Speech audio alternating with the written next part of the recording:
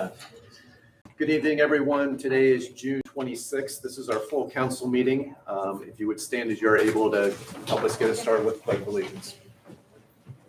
I pledge allegiance To the flag of the United States of America, and to the republic for which stands one nation, under God, indivisible, with liberty and justice for all.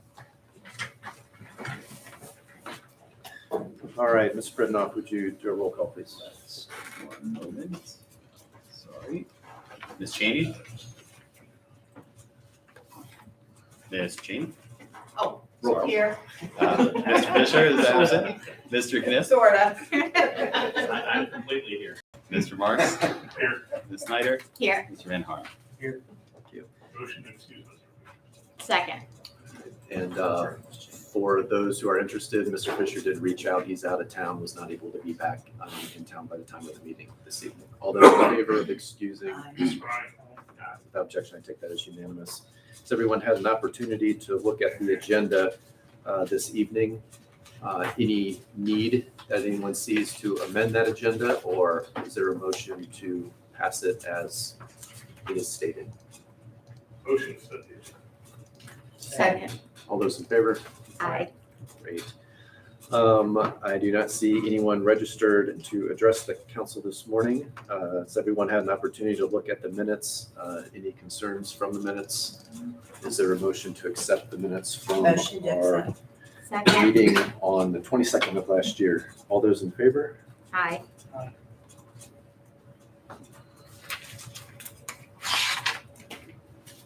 Great, thank you. So our chief, fire chief here at Park Silverton, is unable to make it tonight. He provided me the report to go ahead and read for everyone. So he says, first off, he apologizes for the late notice that he was unable to attend the meeting. And here's his report. Our calls to Gulf Manor are still averaging about what we expected, and we're happy to report that we have not had a significant incident in 2023 in Gulf Manor or any of the other jurisdictions we cover. Crews are out inspecting, cleaning, and lubricating village fire hydrants. We're utilizing a new tracking program to help us identify any problem hydrants that may need additional attention. Annual inspections for businesses and schools will begin in July. We'll be participating in the 4th of July parade in the village. And it says, please let Councilman Knipp know that Captain Reed provided him with his contact information, and Chief Meter will contact the councilman this week to discuss an idea he has for post-parade activities. All right. Already received the information. All right, very good. The ability to complete this request will depend on staffing levels, and we're still finalizing the July schedule. Let's see, we contacted the property owner at 2198 Los Angeles Avenue, and a fire safety inspection is scheduled for June 28th at 9 a.m. And it says Mr. Hirth has more details on the village's concerns about that. Would you be willing to provide a synopsis? Probably not in this meeting. Okay. And then he mentions that he graduated from the Ohio Fire Executive Program on June 9th. That is a 2.5 year executive leadership course that's provided him with the tools needed to improve service of our fire department and our residents, and moves his profession forward in the region. I sent him a congratulations on that, and a thanks for his commitment to the continuous improvement, both personally, but then also of how that results in improvement of the teams that serve us. So on behalf of the village, we thank him for his commitment to doing that. Congratulate him for his degree in that executive capacity. And he had asked me if there's any questions that we can certainly relay them to him. I appreciate that he was able to put together a report like this for me to read to council in his absence. Any questions on this stuff in that report? All right. So Let's see, my mayor's report. I got a couple of proclamations and a request for affirmations on both of them. First off, I'll start off with our Juneteenth event. I read a proclamation there. I'm going to reread it here and then ask for an affirmation from council on that. And before I do that, I want to thank Miss Melody Mail for her skills, for her activism and her skills and organization that have been unmatched as I see it in the village. She put together quite a team that pulled off the Juneteenth event and provided me this evening with a very detailed list to go through to thank all those people that participated. First off, Maxine Robinson, who first suggested the idea back in 2021, and she stepped out. Was she just here for the text? I didn't think anyone was really here for that.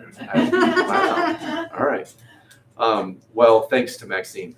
She was thanked at the event as well, called out for actually this being the inspiration that Melody had a couple years ago for having the Juneteenth event here in Gulf Manor. Rob Wilkinson, a graphic designer who created all the artwork and who also scheduled the dance performance by, is it by Okoto? I hope I pronounced that correctly. All right. Antoinette Moore, who managed all the financials and coordinated with the vendors and kept Melody from feeling discouraged. She thanks the administration, myself, Vice Mayor Cheney, Councilman Roger Van Harn, Danny Knipp, Lou Marks, Councilwoman Ashley Snyder, Fiscal Officer Eric Pridnoff, Village Administrator Ron Hurth, our police department, and our maintenance crews. And she says that we can credit the village with a significant increase in attendance this year, that they provided the banners displayed throughout the neighborhood, advertised the event on the village website, municipal building marquee, reinstated the newsletter, issued a press release, and basically did anything to increase the visibility and bring awareness to the event. So there was much thanks for our efforts with that. Go Golf Manor, specifically Roger Van Harn, ensured that we had the proper permits to serve the beer provided by Esoteric Brewing Co. Danny Knipp loaned us all the sound equipment and acted as our sound tech, helping us run the programming. He was the first volunteer to arrive and the last to leave. I did hear that maintenance was out here too the next day, so shout out to both of you with that. Ruth Ann Wolf and Community Happens Here gave us a space to display our banner on Montgomery Road and provided free refreshments such as water and lemonade. We Thrive welcomed all the vendors, neighbors, and other attendees and sold all our beer and raffle tickets.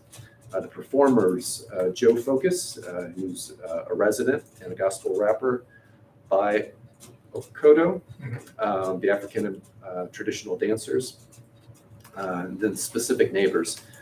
Bryant Bussey, Community Engagement Chair, ensured the newsletter was written and distributed.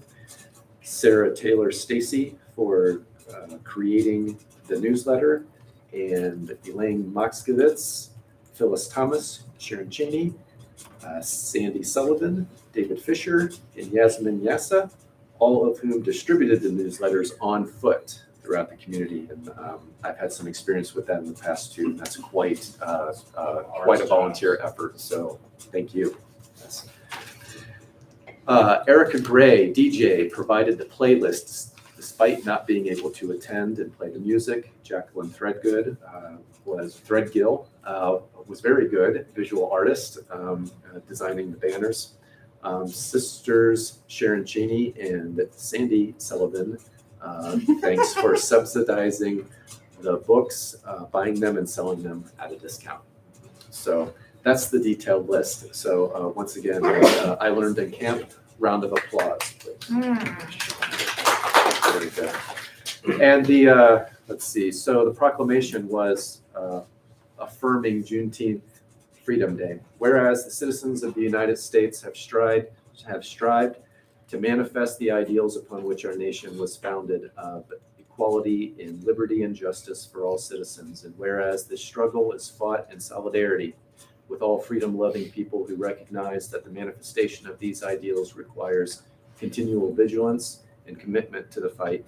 And whereas the Emancipation Proclamation of January 1st, 1863 was declared in this battle, but could not be fully executed until the westernmost Confederate state of Texas was fully secured by the Union Army 2.5 years after that, in the early summer of 1865, on that date of June 19th. And whereas the state further signified the final fall of obstacles to the ratification of the 13th Amendment to the U.S. Constitution 6 months later, which officially freed the remaining slaves in the state of our neighbor Kentucky. Whereas June 19th has henceforth been recognized as Juneteenth, our second Independence Day, celebrating the freedom for all people when there is equity in the exercise of justice. And whereas the Village Council of Gulf Manor, in solidarity with the state of Ohio, has recognized by ordinance Juneteenth as an official holiday within the jurisdiction of Gulf Manor. Now, therefore, I, Mayor Densmore, the Village of Gulf Manor, affirm and proclaim Monday, June 19th, 2023 as Juneteenth Freedom Day in the Village of Gulf Manor, and ask the community to join me together pledging solidarity and commitment to the continued vigilance and active pursuit of the ideals upon which our nation was founded. Is there a vote to affirm? Is there a motion to affirm? Motion to affirm? All those in favor? Aye. You're here. Thank you. The other proclamation, and I'll start off with the thanks as well, is honoring LGBTQT Pride Month. And I have a list on my phone actually, and where this list comes from is from our Vice Mayor, Sharon Cheney, who published it online. I wanted to make sure that the people that you had recognized for. So for background on this, there was a number of residents that participated in the Cincinnati Pride Parade. All right, group of people that not only put that together, but also made sure that word was put out throughout our village that anyone that wanted to participate in that could participate in that.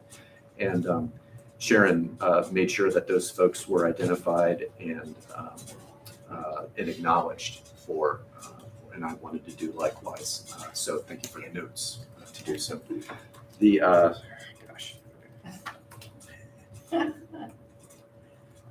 I printed this out and then left it at home, and my wife then took a picture of it for me. So Charlotte Brewer for chairing the event. So she was the individual who ran around and got people to do this for carrying Fogelson. What did I say? Fogelson.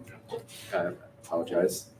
That for carrying the if you were watching the parade, as many of us were, you saw that they carried a banner which was a shout out to Gulf Manor for being the first suburb in Cincinnati to pass a non-discrimination ordinance. So thank you to them for not only recognizing the village for that, but then putting in the miles of walking that 1.7 miles. How many steps? I was there with my church, so I was walking it too, and I got to say, actually, the hardest part was how long it was for us all to get started. Yeah, we were all sitting in that sun for like a couple hours before we even got started. So kudos to them for representing our village in that heat. Let's see. So there was a number of participants that marched along. That was Brittany. Please correct me if I get this wrong. Kramer. Primer, I think.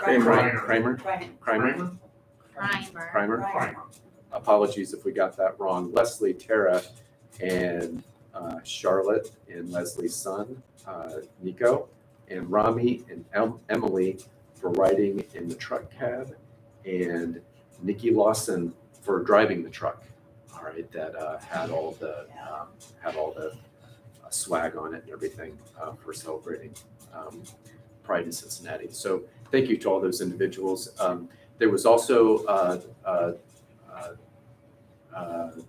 the donations made that help make that by residents to help make that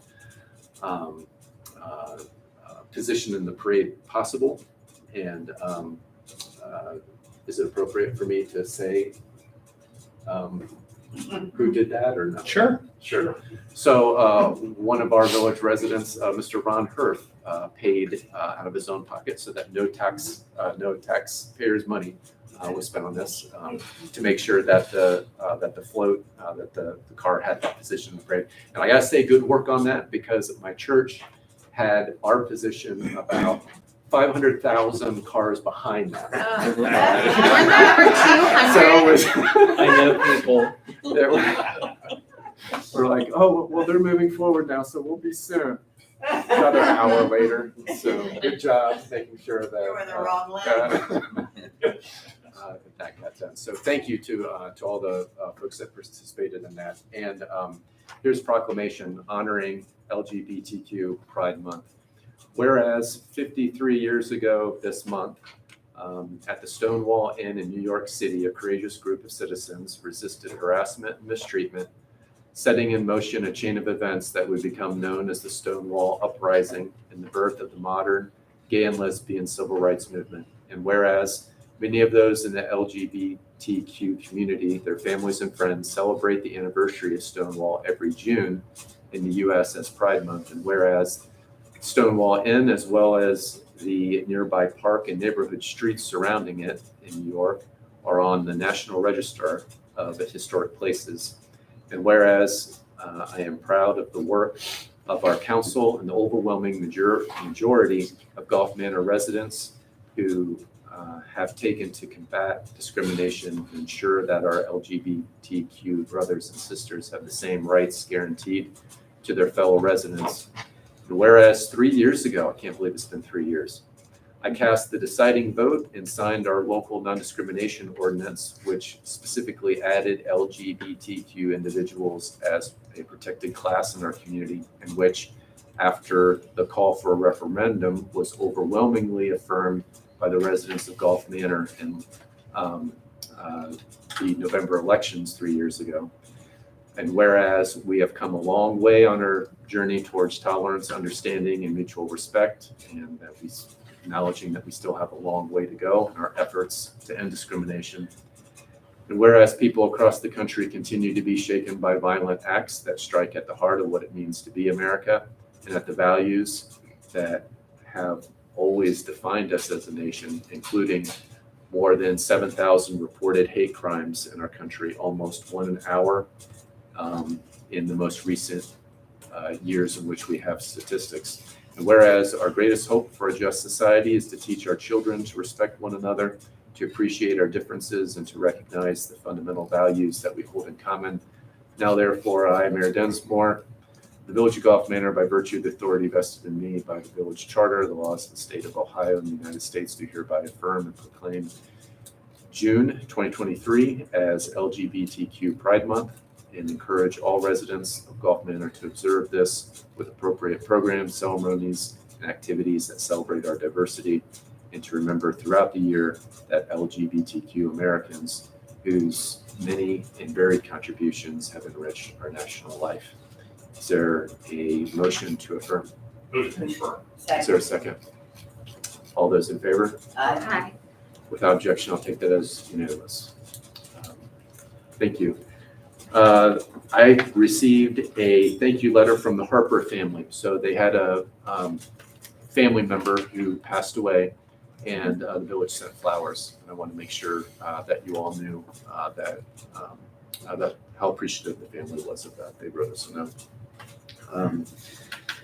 And a couple final announcements about the Mayor's Tree Program, which I know you all are familiar with. I continue to get more applications for that trickling in, about 2 a week. I had sent out an email last week to let all the people who have submitted applications know that it was likely going to be this week that we closed it up and said, you know, here are the winners. If we had more people than we had money for, we're doing a lottery. to make sure, that that it's fair in terms of who gets these free trees from the. I need to make a shout out to Duke Energy, who provided the money that I asked for to have this tree program.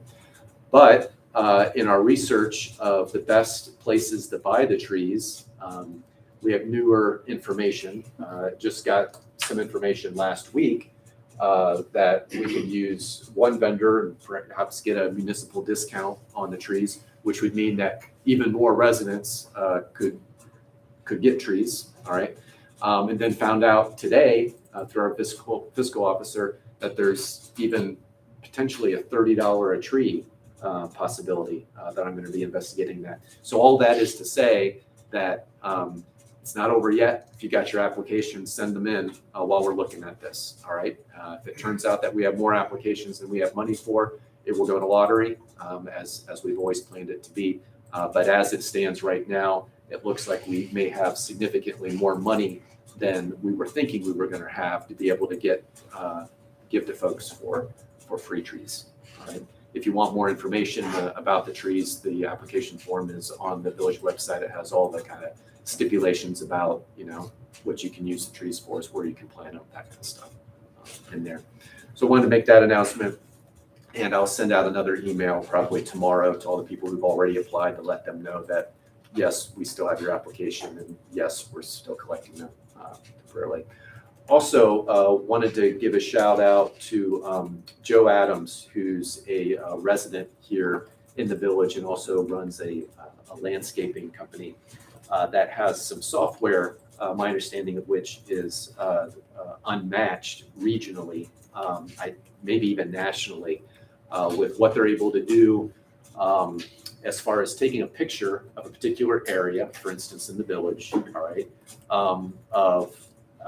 and then being able to say, well, this is the kind of plant that I would like to see in that spot, and very easily being able to put those in there and do printouts of beautiful color pictures of what it would look like. All right. So I had approached him about, I had mentioned in a previous council meeting about my desire in connection with the Natural Wildlife Foundation, try to increase the amount of native flora that we have in the village. All right. That's a hard thing to wrap your mind around as far as what that's going to look like, because we all know that we see some folks' yards that are that may just look like a mess. All right, until maybe it flowers, and then you're like, oh, okay, those are beautiful natural flowers and everything.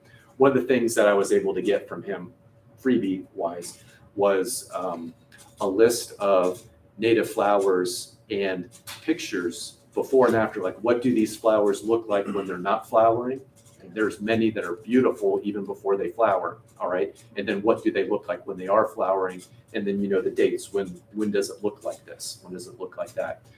So he's a great resource for that. I've mentioned with the administration my desire as we move forward with budget details and everything, looking at, we've had been custodian of a program that was started a number of years ago as far as planting flowers throughout the village, annuals. But the idea of perhaps using that labor force of planting some perennials that are beautiful, having the pictures, of course, beforehand of what they would look like when we're planting them, whether they meet our aesthetic of beauty when they're planted, and whether they meet our aesthetic of beauty when they're actually flowering and everything. So anyway, more to come, and just wanted to give a shout out to Joe Adams for doing those freebies for me. If you're interested in looking at some of those pictures, I've got lots of them that he has texted me. I've shown the administration. Be happy to show you. So on that front, I believe that is the entirety of my. You had a thing on here about Human Rights Commission. Yes, thank you. Right. Pixie do. So a couple things on that. We, as was discussed at our previous council meeting, we are still one member short on that commission, and I was informed that the administration, that we have someone that's interested in administration is kind of going back and forth in terms of scheduling a time to actually get that finalized, get them before us for that vote. Dixie has been on that commission and her term expired last Friday. So thank you for coming in because my understanding is we'd like to have a vote to reaffirm your position on that commission. First off, thank you for your service as it stands. Thank you for your willingness to come back and have more. We need a motion. Isn't this a position that you appoint? I'm sorry, what was the question? Yes, some people, yeah. Yes. Yeah, he So- appoints. No, the No. council. Council, appoints. okay. Yes. Yeah, that was my understanding. It's a motion to affirm the appointment, or it's Motion No, to appointment. It's a motion to appoint, I Make the believe. appointment. correct? Yeah. Someone from council is making the motion. Yeah, correct. I'd like to make a motion to appoint this Dixie Young Beer to the Human Rights Commission For a full term. for a full term. I'll second. All right, any discussion? Any concerns about this, Dixie? Well,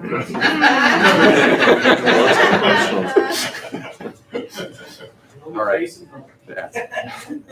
All those in favor? Aye. Without objection, I take that as unanimous. Thank you again, Ms. Beer, for your service to our community. So can I chime in for a second about the Human Rights Commission? I know that there has been some discussion over the past couple of months about doing follow-up training to the courses that we did 2 years ago, I believe, with Dr. Hamilton from Miami University. I've been in contact with her about some programming to do that follow-up. I'm also working with Captain Reed on a source that he has. And my anticipation is that by the next council meeting on July 17th, I'll have a recommendation to council for moving forward on that training. So we'll have a timetable and the types of classes and those kinds of things. I think there's some good stuff coming up with that. That also will include training for the Human Rights Committee members. We hope to do a yearly training. We're a little behind this year, but we'll catch up when we do the training with the employees and with the council. So, and thank you for your service. We really appreciate it. All right. That's the end of my report, unless anyone recognizes anything else that I've written down and forgotten about. Okay, with that, I'll turn it over to Mr. Hirth for Okay, my monthly report on what's happening with the roads, if you haven't been out there and ridden on them. WEHE continues. You might recall that there is an infrastructure improvement project that we are pursuing here at the municipal building to deal with flooding that we're having on the northeast side of the building. The first step in fixing that is to put in a new storm drain attached across the street into the north parking lot on WEHE Road. So that project is somewhat delayed at the moment. They're supposed to start construction and digging on putting that new pipe in on Wednesday of this week. So let's hope the weather holds out and that's able to be done. That's going to be huge for us in terms of mitigating some of the flooding problems we've had in the fire building and also back in the maintenance bays. If you live on Elbrook or you've been down Elbrook, they've actually done the milling of the base surface of that road. The first course of asphalt was installed last week or the week before. Adlita does the milling surface first, and then they come in and do the curbs. So the next step for them will be removing and placement of the curb, driveway aprons, and sidewalk areas that have been designated for replacement. Probably we'll see that happen within the next 2 weeks. Englewood and Canterbury, for the most part, is now complete. There are a few details that they're still working on. Speed humps were painted today, and there are stop bars and a couple of other small things that need to be taken care of, but that particular project is pretty much done. Saniville is awaiting, that we're still awaiting the traffic study results, and in connection with that, I'm working with Captain Reed and with the service department on looking at speed control in the Saniville, Englewood, and Bremont intersection area. we've lost our village sign there. We've lost another tree in that area due to excessive speeding. And I've had an occasion to be in that intersection a couple of times and watch people coming down from Pleasant Ridge into the village, and it's not a pretty sight. So we're thinking stop sign, speed hump, something there. The road study should help us make that decision when that comes out. I have a quick question while you're on that. Sure. The stop sign at Greenlawn in Lozannaville is still It's on sitting at order. ground level? Okay, so Yeah. it's on order. Just Yeah. wondering, because They're, I see people just, Yeah. because it's sitting off to the side, they're looking this way, and they just, That should be taken care of within the next week or so. thank you, sorry. Let's see, Ridge Acres on the agenda this evening for council legislation as approval of the application for the Round 3 SORTA funding. So that's the last piece of putting that particular request in, that will be partially funded by SORTA. And I think we talked about at the last council meeting that is a prudent thing for us to get on the schedule because that will save the village quite a bit of money in terms of reconstruction of that road by doing it now, or doing it within the next 2 years. I think of now being now, but 2 years later in construction. Installation of the shade sails and amphitheater improvements are in process in the volunteer park. The municipal building, let's see, I already talked about that. The liability insurance review will wrap up this month, and I will be able to report to council in July what it looks like our rate structure is going to look like for liability insurance going forward through 2024. Healthcare open enrollment was completed successfully, and we have all of the pieces together for carrying healthcare insurance for our employees for the next year. On your agenda this evening is approval of the HSA program through 2024. Just a reminder, a couple of things. Yoga in the Park will be next up on Saturdays, July 1st, the 15th, and the 29th at 10 a.m. in Volunteer Park. I'm told attendance has been strong at those, and people are having a good time. And Casey Dressel has done a great job organizing that program. So we've got a good volunteer there. The July 4th Parade and Picnic will be on Tuesday, July 4th. Kind of prophetic. And Mr. Fisher and Mr. Canepa are working the behind the scenes details on that particular program. One of the things that if you are a user of the concession stand area and have had the need to get into the restrooms, we are replacing the door handles with keyless entry, that you'll be able to get into the building with a numerical code. We want to get rid of keys and also want to get rid of the beaten up door handles. So I'm hoping that those get installed within the next week or so.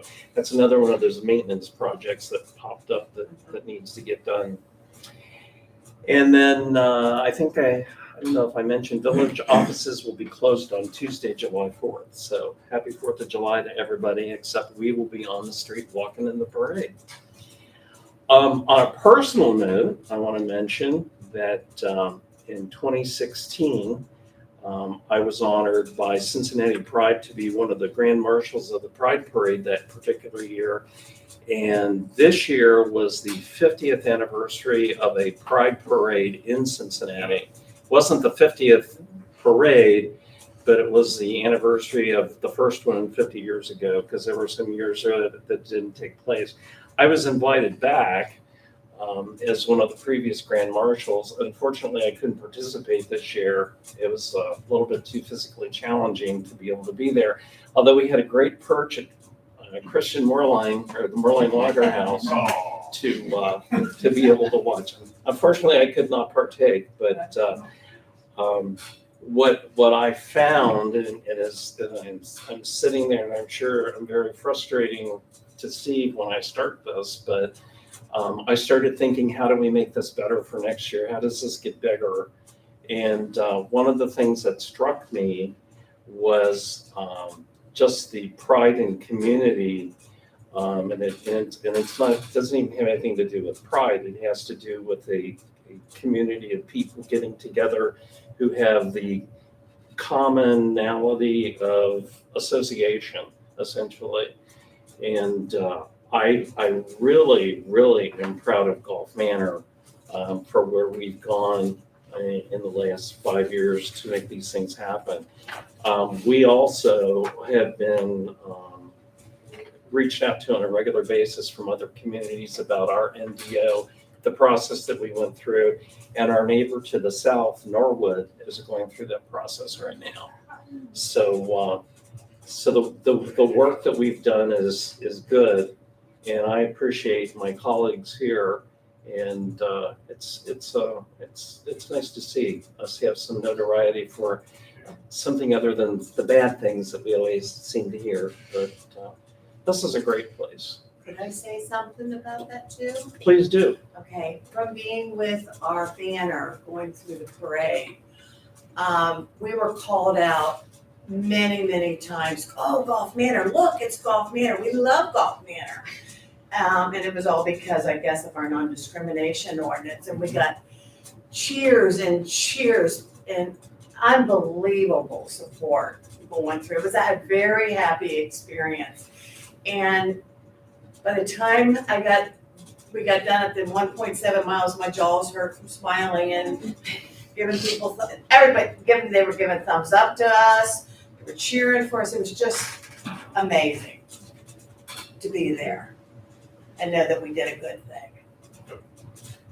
That's all I wanted to say.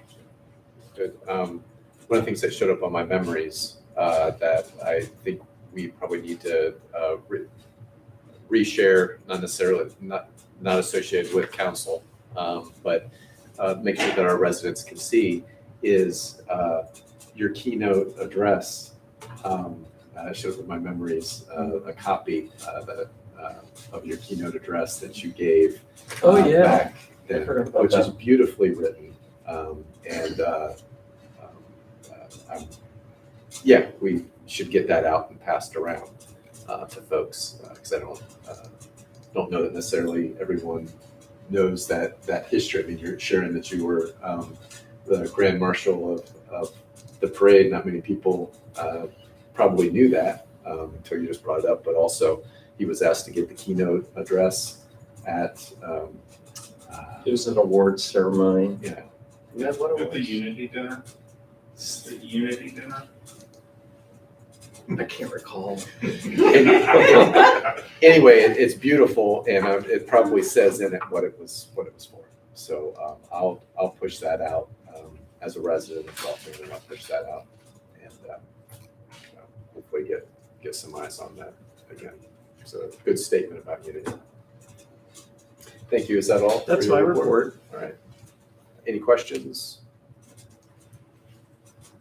All right, then I will look to our fiscal officer for your report.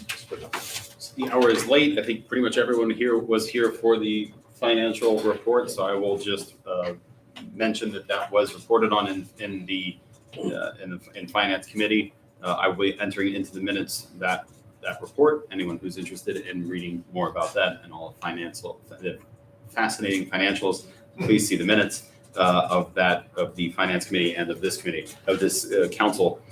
There was an update on the fraudulent banking account transactions activity, which we were able to squash fairly quickly and efficiently with help of Fifth Third, as well. Ms. Bergen attended the annual RITA meeting for all RITA members, and she reported back what happened there, which there's a slideshow on all that.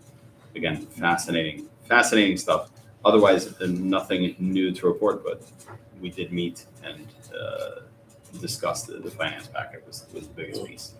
I'm sorry, and then there was the tax. We presented the tax budget where we went through quite a bit of detail of all of those items. Is there a motion to be made here this evening concerning that tax budget? You need to accept the financial report. First, okay. Is there a motion to accept the financial report? Motion. the financial report. Any questions about that report? All those in favor? Aye. Thank you, Mr. President. Does there need to be was that just a part of the report, or does there need to be a separate motion for the tax budget? Yes, Yes, so a separate, it's an amendment. oh, it's in part there, of it's this. legislation. I apologize. Is that in the report? End of report. All right, thank you. Captain Reed, Yes, finally. acting chief. Oh, yeah.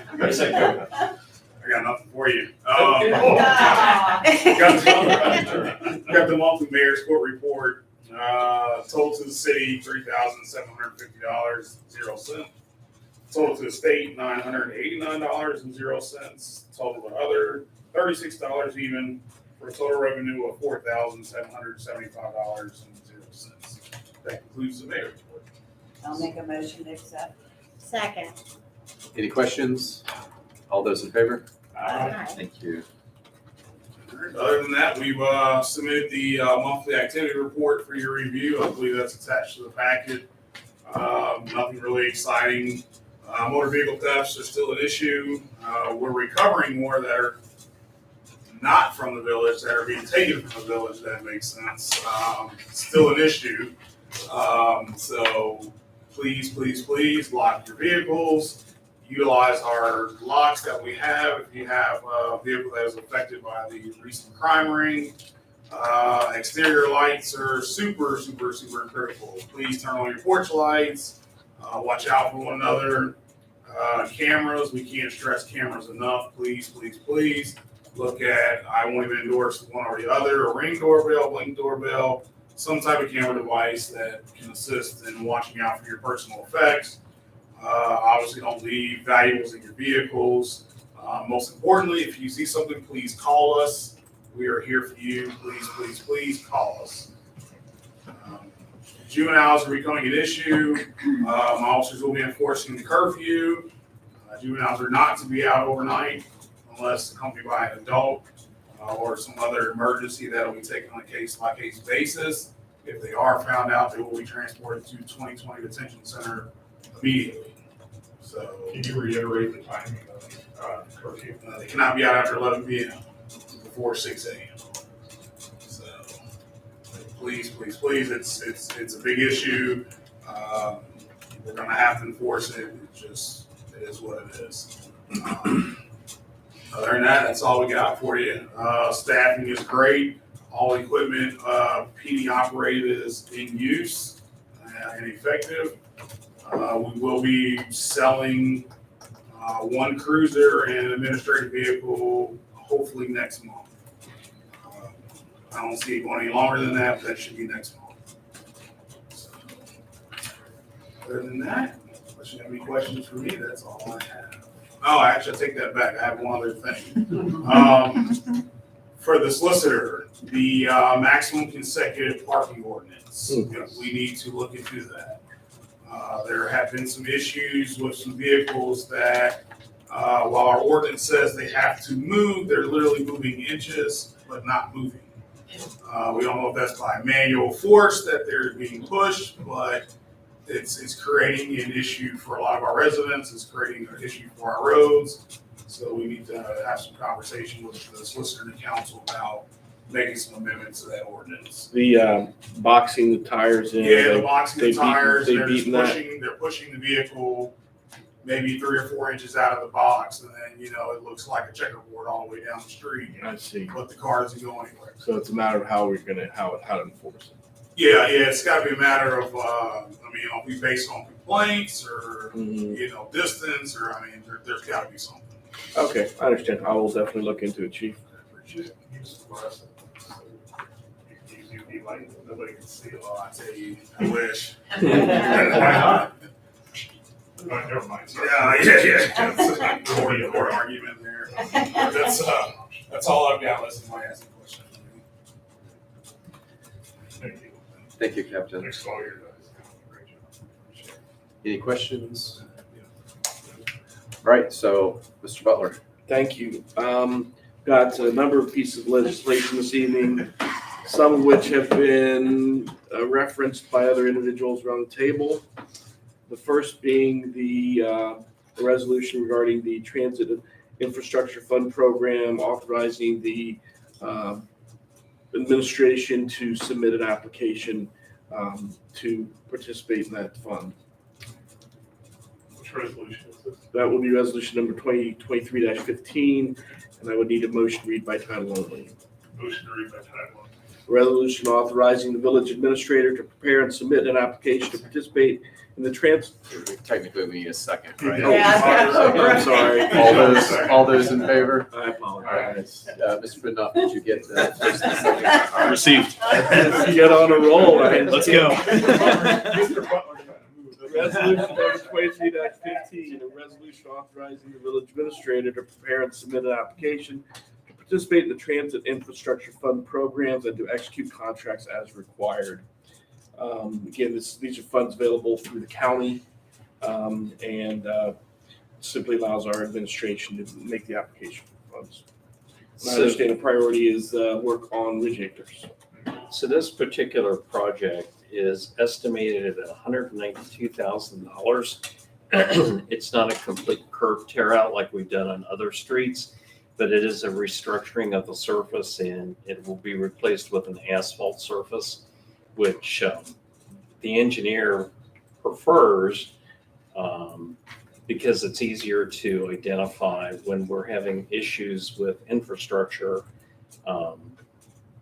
One of the reasons they went back into Fremont in particular with concrete 10 years ago or so was because concrete was cheaper than asphalt.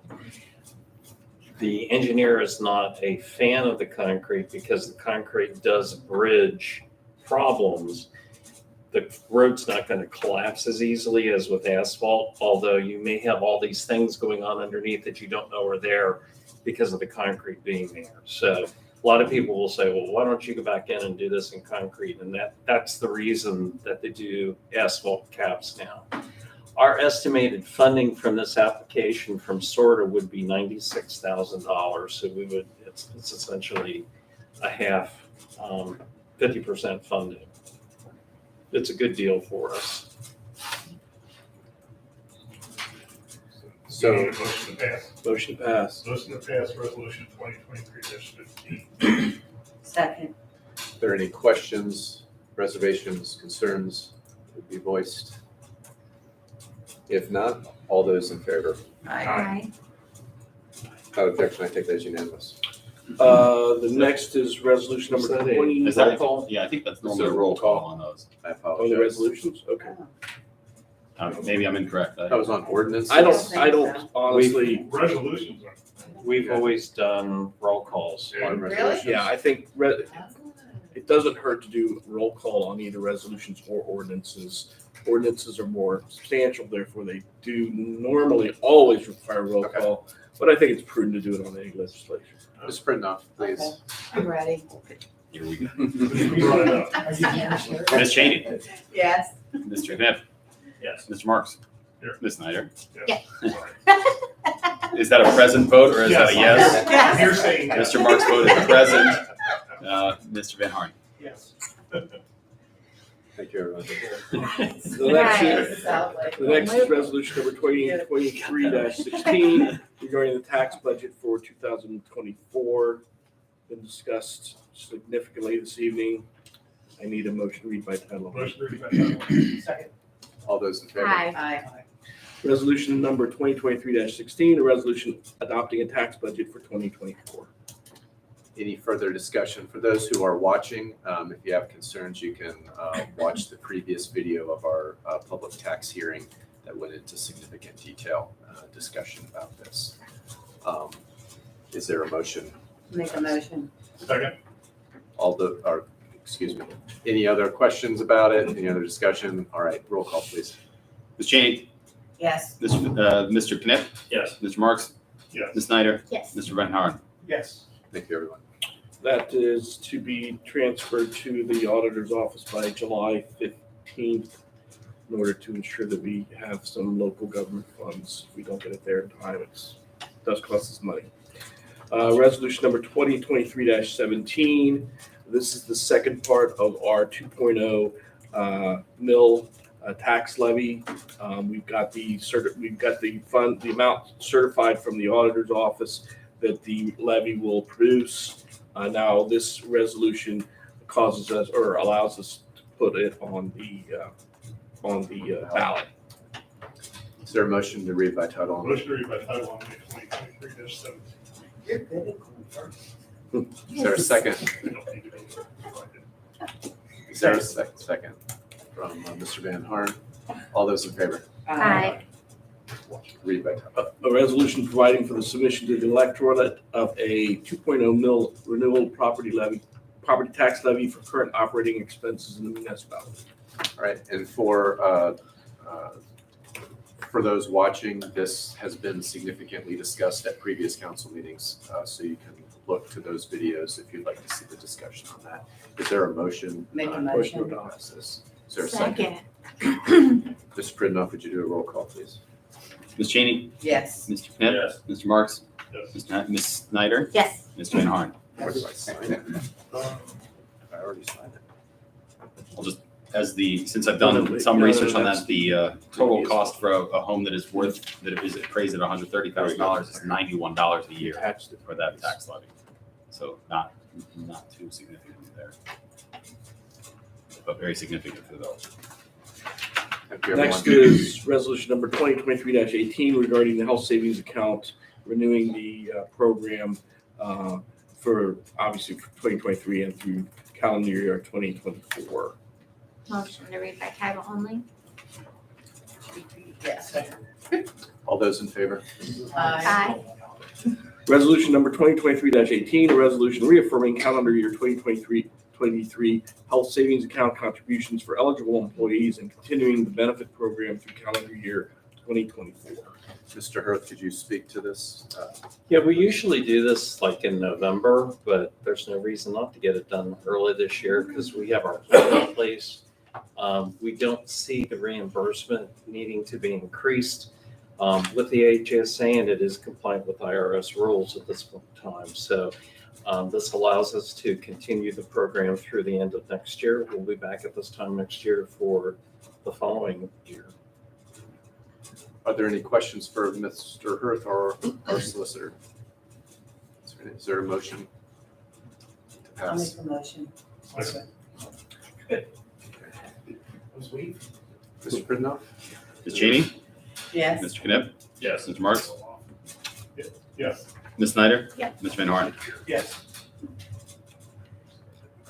The next is resolution number 2023-19 regarding contracting with Duke Energy for professional services to upgrade village street lights, LED lighting. Fine. Do we have timing on this? Is there a motion Oh, to? motion to read by title only. Yes. Second. All those in favor? Aye. Resolution number 2023-19, a resolution authorizing the village administrator to contract with Duke Energy for professional services to upgrade village streetlights to LED lighting. These are professional services, and therefore we do not require them to be bid. So despite the fact that in all likelihood it's going to exceed $50,000, we can simply pass it. So we need to explain why there's two identical here. Go ahead. Okay, so for whatever reason, the village is divided into two when it comes to our lighting system. So we have two companion proposals from Duke Energy on changing the LED system or changing to an LED system. So the text is pretty much exactly the same between 19 and 20 on this. Mr. Pridnoff, you want to talk specifically about what your research has been on this? Yeah, so initially I was very excited and impressed by the numbers that they were showing us of energy reduction. Upon closer inspection of our bill and then really trying to get into the nitty gritty, I discovered that in fact about 2/3, a little bit less of our than 2/3 of our bill, about $1,800 out of a $2,800 bill are riders. Those riders are market, how shall I say, market adjustments, kind of like if you buy a new car today and it says $47,000, well, if market adjustment is 55 or whatever it is. That's the state of Ohio allows utility companies to charge their customers basically an upcharge in the bill in order to take care of infrastructure changes or whatever, improvements throughout their network. So that would not be affected. However, the power usage portion would be affected and would be reduced by about 2/3. So instead of, when I originally looked at these numbers, it was like a 17 or a 20% return on investment. It will be closer to a 7% return on investment, which is not terrible. But again, I mean, it is a positive thing. It's using less energy. It's, I think we said it's an increase in the actual number of lumens on the street. They're talking about actually putting in more streetlights at certain locations, which they've identified are missing.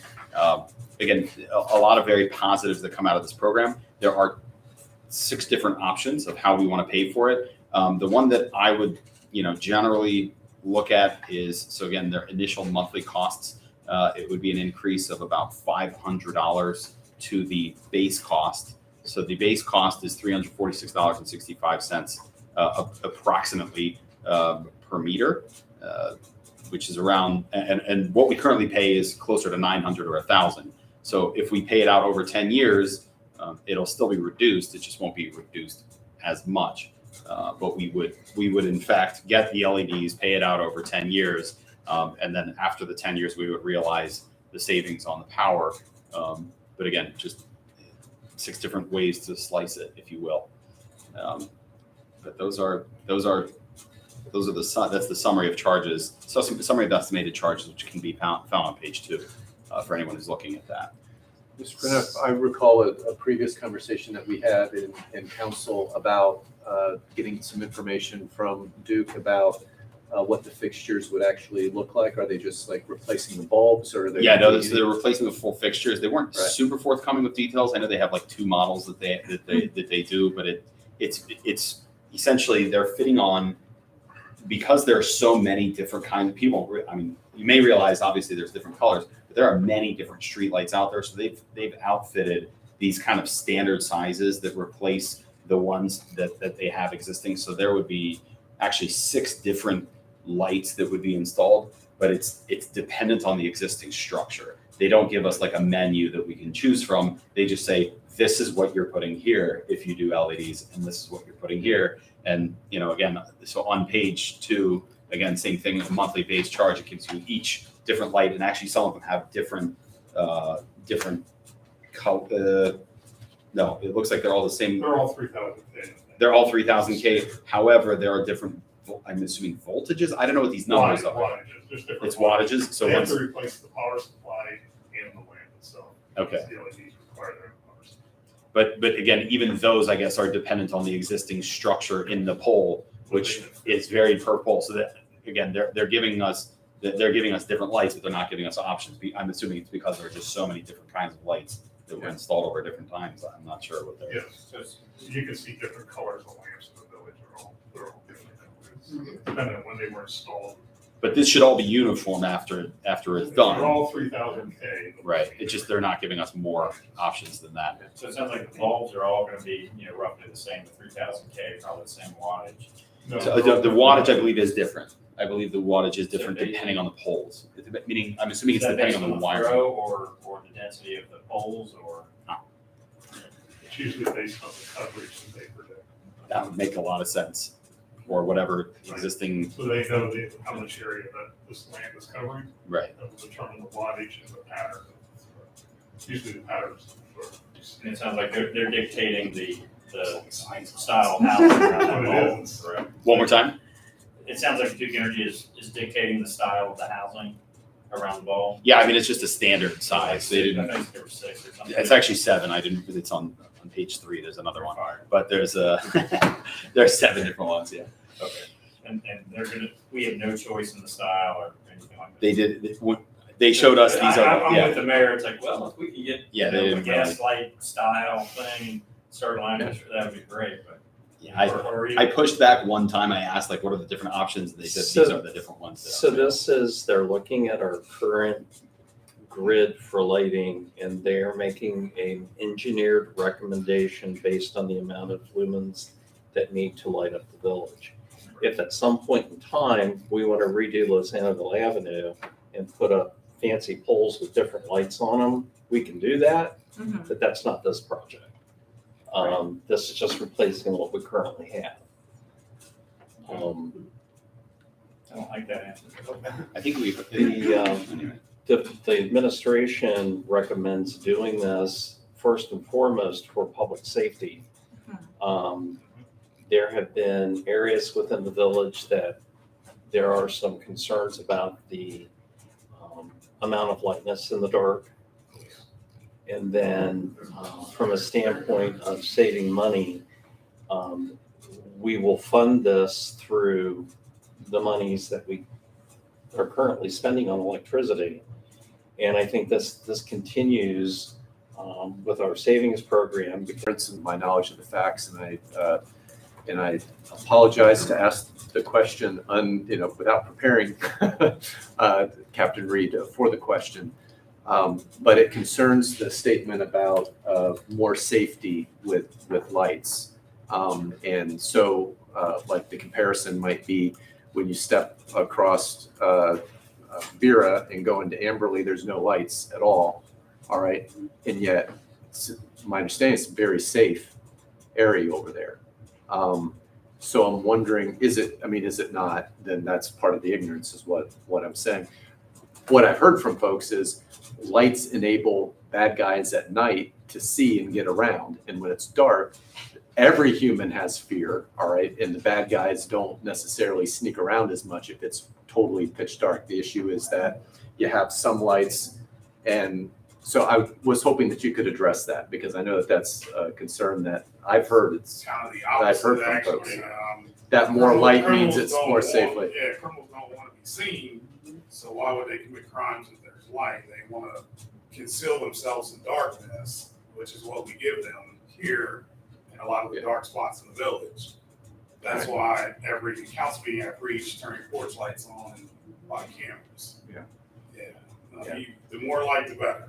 You know, Yeah, I get that. When there is light, you want it to be visible light. You don't want it to be light that's just good enough for a criminal to be able to not trip over something while they're sneaking around and everything. Again, and I guess there's research on this that people can look into it themselves about whether there really is less crime where there's light or less crime where it's totally dark. So anyway, wanted to bring voice to that. Doesn't sound like it's a very popular thing to be discussing, clearly, but You mentioned that there may be some additional lights with this, partly for safety. What was That's, that? Yeah, there's they some- have in their plan. They'll fill in. There are some spots where we noticed there were deficiencies, so. Yeah, take a ride around at night here, like there are some like spots that are completely just pitch black. Yeah, this is anecdotal, but months ago when there was all this car broken into on, I forget what street.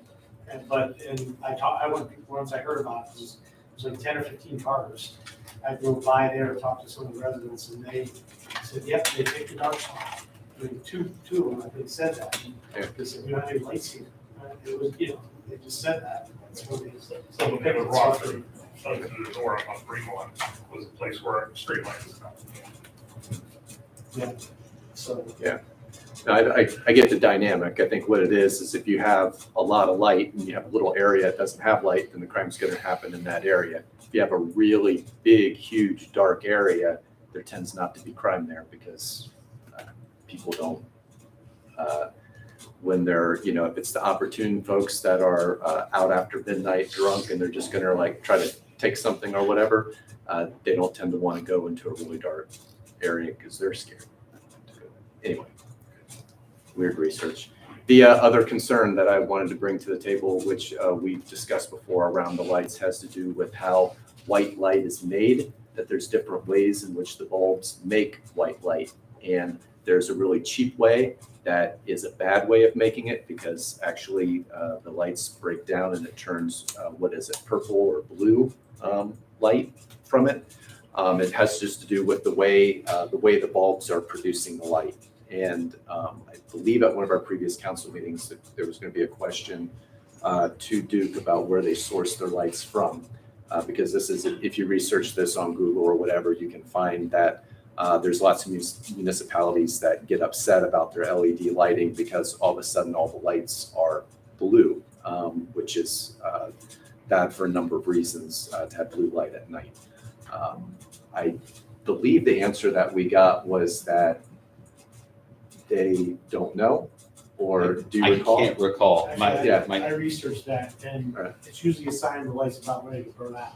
Yeah. You know, or it's changing, it's near the end. I think they also had a ban run, I've read somewhere too. Oh. The neighborhoods where they had a ban run of LEDs, which you get a ban run of things. Generally, the LEDs will be rated dramatically less than any sodium vapor or. And also, Right. they usually replace them with schedule, they don't wait till they're burned out. Is that- Right. They usually replace lights on It's- schedule, it's cheaper for them to do that. It's the sourcing. I mean, they all degrade, Right. but it's the sourcing of where they're getting them, because when some degrade, they don't turn blue. They just go out. But do Other have- ones, they turn blue do before they go out. have those down south, I believe, as well. Yeah. Those to the manufacturer. So those are the two concerns that I've had and that I've heard from community folks. And that's probably enough discussion on it. Is there a motion? We're in by title only, right? That was it, By yeah. title. Motion to adopt resolution 2023-19.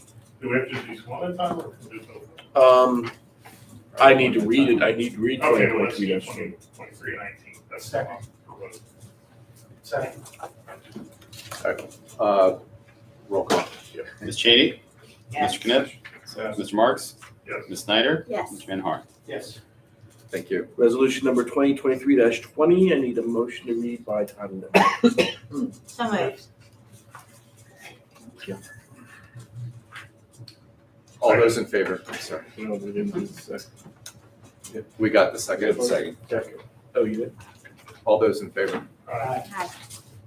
A resolution authorizing the village administrator to contract with Duke Energy for professional services to upgrade village streetlights to LED lighting. And again, as the administrator pointed out, this is just for a different section.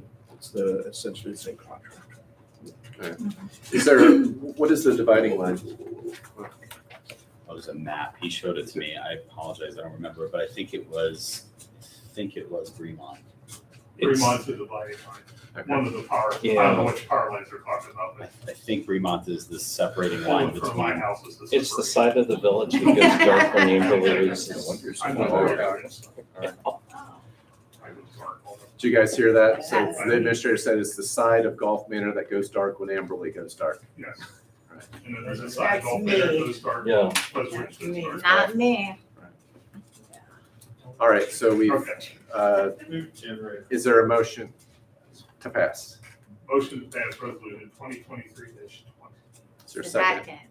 Ms. Second. Cheney? Is Yes. there, Mr. hold Knapp. on. Is there any other discussion? Just got to ask, sorry. No. Roll call, please. Okay, Ms. Cheney? Yes. Mr. Kniff? Yes. Mr. Marks? Yes. Ms. Snyder? Yes. Mr. Van Horn? Yes. Thank you, everyone. The last piece is an ordinance, number 2023-7, to amend the appropriations. So I need a motion to read by title only. Motion to read by title only. Second. All those in favor? Aye. Objection, I take that as unanimous. Ordinance number 2023-7, an ordinance to amend appropriations for current expenses and other expenditures of the village of Gulf Manor for the fiscal year ending December 31st, 2023. I also need a motion to suspend the rules calling for 3 readings, although because this is a appropriations measure, it does not require 3 readings. Is this an emergency? Yeah, it doesn't, no, right, exactly. It doesn't require that to be an emergency. Okay, Okay. so we just passed it. Yeah.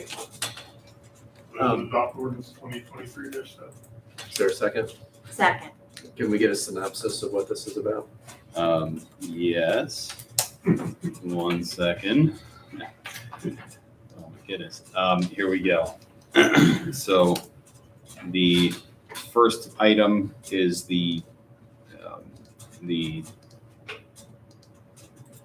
It's in the legislation, It isn't is in it? the legislation. Put that in the record. So there's $4,000 that is appropriated to the recycling fund, which was not previously a used fund. The second one is an increase of $10,000 to a new appropriation of $12,000 for the recreation fund. And for the DA fund, the previous appropriation was based on a projection from a year where we didn't have money in that fund. And therefore, the total used from there was actually about $20,000 less than it needs to be. So that was just a final adjustment that needed to be done. Anybody have any questions about that synopsis? All right, roll call, please. Ms. Cheney? Yes. Mr. Knipp? Yes. Mr. Marks? Ms. Snyder? Yes. Mr. Van Horn? Yes. Thank you, everyone. And that concludes my report. Holy No, it hurts. Mic drop. All right, executive committee met this evening. Do you have a report, Mr. Van Horn? Very short, I think everybody was there, but we basically heard a report from the maintenance department. Just a reminder about their work that they're doing, the projects that they have, the things that they have to do that come up, and that they're very busy and they're full in terms of their resources used and stuff like that. So it was good, refreshing to hear that, to remind people that they're busy. End of report. Any questions? All right, and for folks that want more detail on that, that are watching at home, there's a separate video for the executive committee meeting from today's date. Planning Commission, Mr. Marks. There was no meeting. Next scheduled Scheduled is August. August 7th at 6:30 PM, pending any business. Currently, don't know of any, but we're on the way. Community engagement, happy to have the chair, Mr. Bryant Bussey here. Present a report, please. It's pretty short. Excuse me. Community engagement didn't meet this month, but we were able to pass out the 1,500 newsletters door to door in just 4 days. So thank you so much to all the volunteers. It did help. It really wouldn't have been possible without you. That tight deadline was for the Juneteenth event, trying to get the word out and just get everyone there, which it sounds like it worked out really well for the residents. I did hear a little feedback. I even received an email about the newsletter, and they were very thankful for it. The next community engagement meeting is scheduled for July 11th, 9:30 a.m. And I just talk about the Parks Committee for a moment. They decided to include a survey in the next newsletter. That way it will ensure that everyone has the opportunity to vote on park improvements or share their ideas about that. I thought it'd be a good way of doing that. The next Parks Committee meeting is scheduled currently for Thursday, July 20th at 6 p.m. And that's here. And that concludes my report. For questions, since I think this is under your, where do we stand with the app? Timing of the app? And I meant to report on this.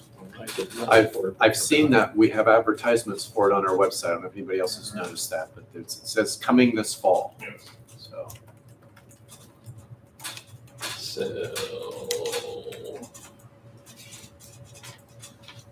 Golf Manor Connect. And there's a video that we have on. So there are some flyers that were produced to pass out at Juneteenth.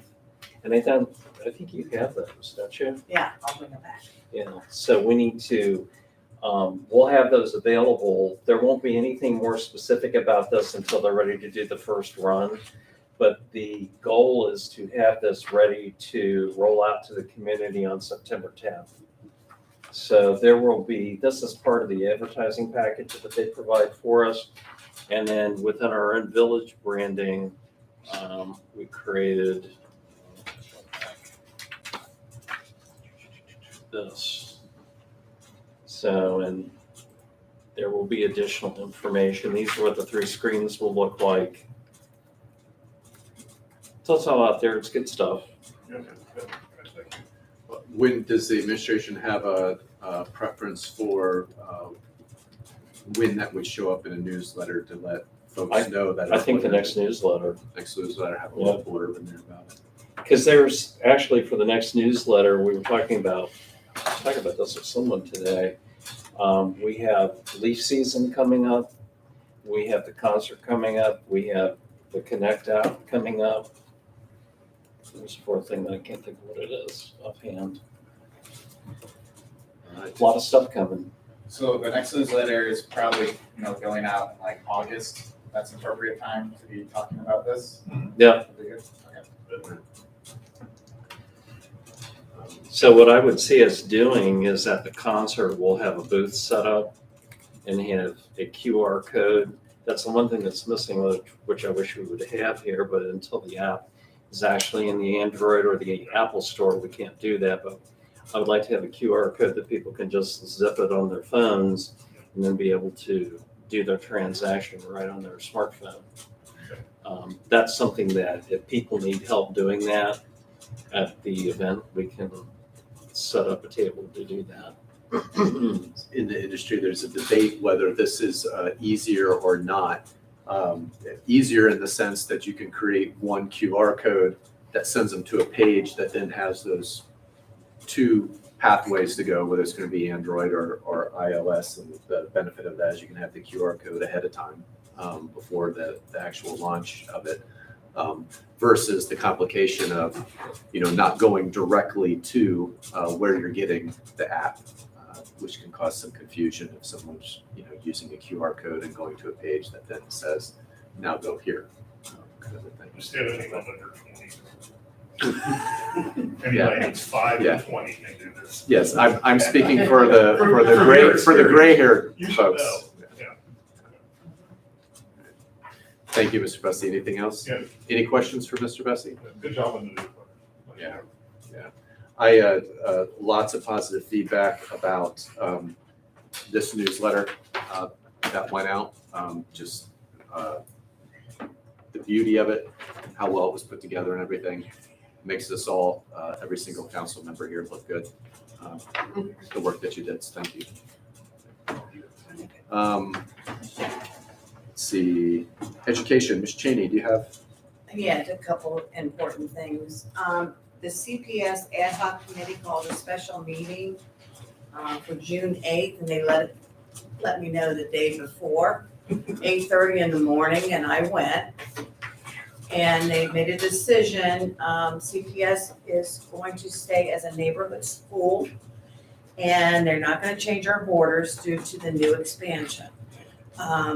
It sounds like they're going to add Woodford School to our registration process portal, because a lot of those kids there are within walking distance of Woodford. Right now, there's 30 kids within walking distance of that school that may choose not to attend PRM. And then just thought this was interesting, CPS bought Bramble School back.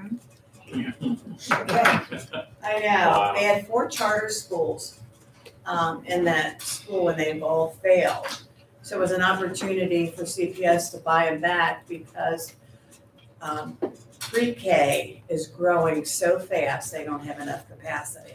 So this year, Bramble School's going to have pre-K in it.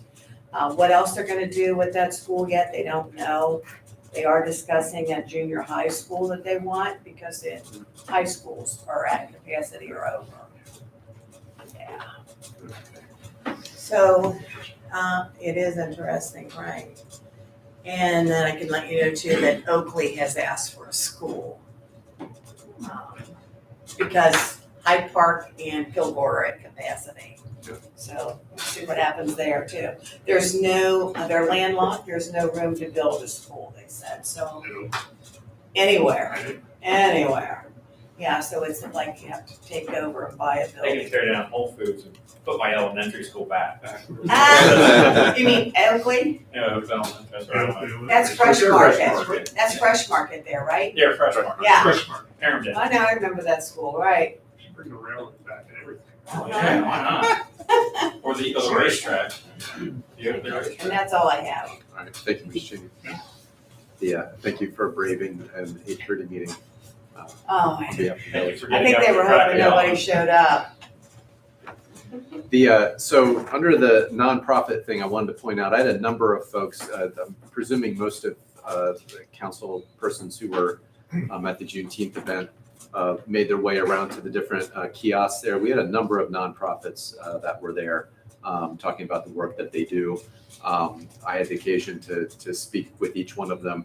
And I think the first one to ask about being able to come and talk to council was NAMI of Southwest Ohio, to be able to come and talk to us about the services that they provide to hopefully get more, promote more access to care within our community for people who may not know about the services that exist. So they'd like to come and talk. Got an email right now that I need to respond to when I get with Mr. Hirth and discuss when a good time might be for them to come out.